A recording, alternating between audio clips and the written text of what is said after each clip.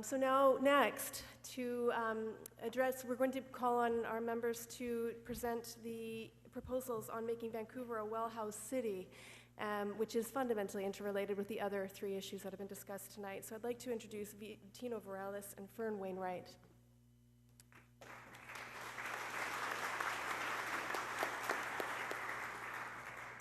Hello, my name is Tino Varela, and I'm a member of St. Augustine's Catholic Parish.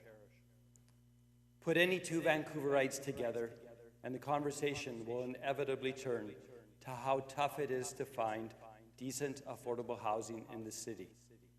According to a leading think tank, Vancouver is the second least affordable housing market in the world.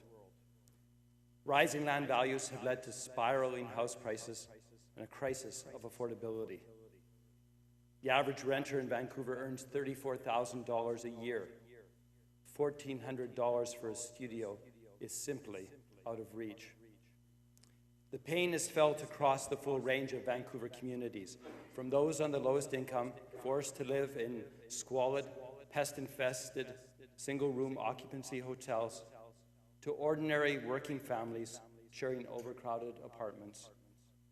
Young families are being driven away from Vancouver in order to find housing that they can afford. It does not have to be this way.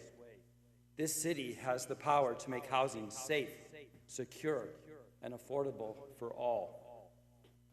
What does it need to do? MVA asked them to start by strengthening and enforcing their own bylaws.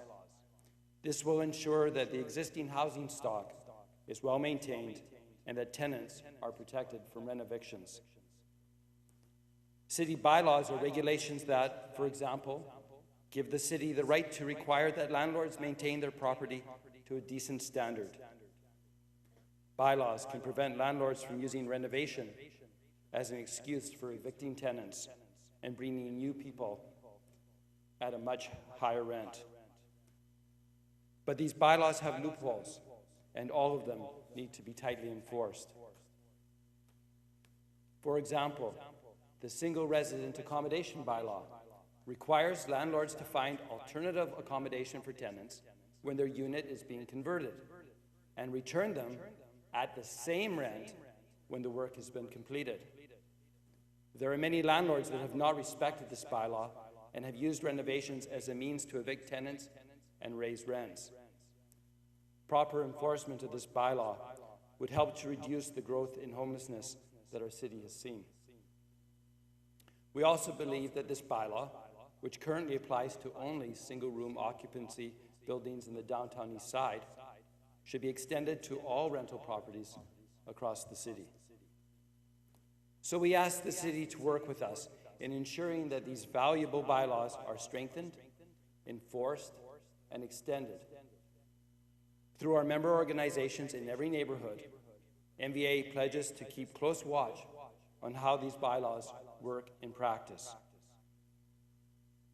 But clearly, bylaw enforcement will not solve the larger question of how to secure truly affordable housing across the whole of the city. If you want to guarantee thousands of truly affordable units, there are two things that have to be done. First, we have to require that 20% of all new developments be built as and allocated as affordable. We propose that half of those be at the welfare rates and half be at affordable housing rates. We maintain that affordable means that housing costs do not exceed 30% of gross income.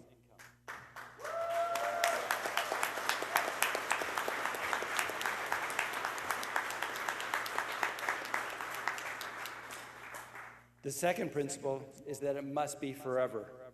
Affordability can't just be for the first tenants or owners.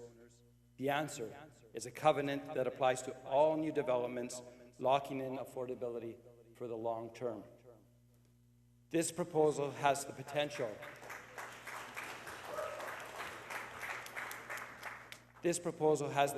to change the nature of housing in Vancouver, making this city a place that we can all call home.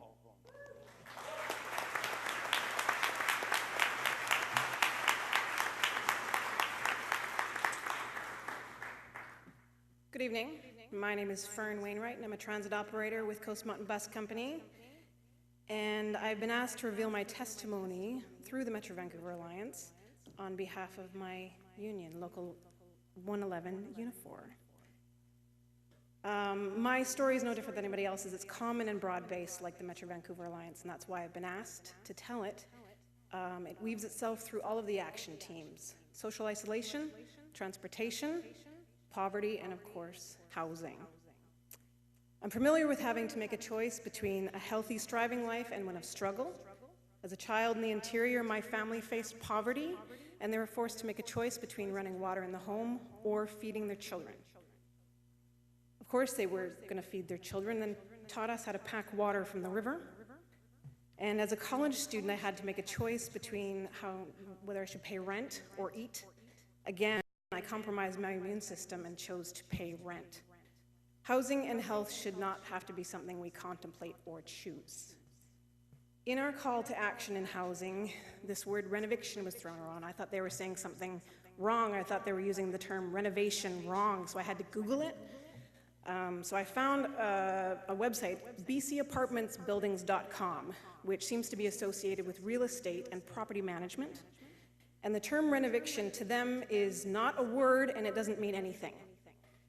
Renoviction is a trend that started in the West End in 2007, and it's implemented to, like Tina was saying, here's your rent. However, you know what? We're going to renovate this place and get out, and when you come back, we're going to jack the rent. But come back, no problem, right? So for me, my personal story, I've been subscribing to the cul-de-sac lifestyle for about 20 years, one of which I thought would last in perpetuity, which means not subject to termination. The big house in the suburbs, the big gas-guzzling SUV, big debt, big taxes. Now, recently a single full-time working mother, my life has been exposed to a renoviction of sorts.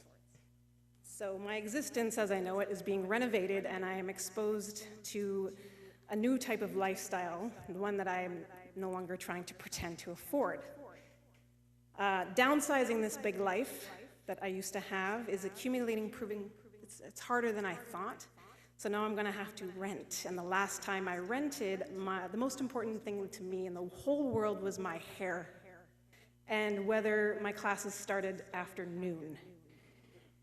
And the reality is that renting in this city, even in a suburb near my workplace, and maybe a car payment thrown in there, is still going to eat away 60 to 75% of my paycheck. And I make substantially more than the living wage in the city. So in this call to action, I would consider myself lucky, but I'm average in this city. And the affordability in the city is what we're calling a crisis in the Metro Vancouver Alliance. It's unreasonable, it's unacceptable, and it's unethical. Thank you.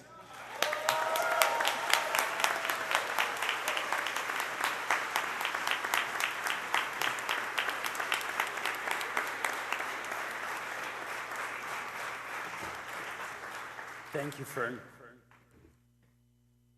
And so, as the Metro Vancouver Alliance, we commit to make available to the Mayor of Vancouver and city staff personal testimony, community case studies, and all information needed to identify weaknesses in current bylaws. We also commit to work with our member institutions to develop innovative solutions to the affordability crisis. In return, we are asking you, the candidates, to strengthen, enforce, and extend bylaws which ensure decent standards of maintenance and protect tenants from renovictions. We're also asking that you make covenants a component in all new developments, locking in truly affordable purchase and rental housing in perpetuity. Thank you.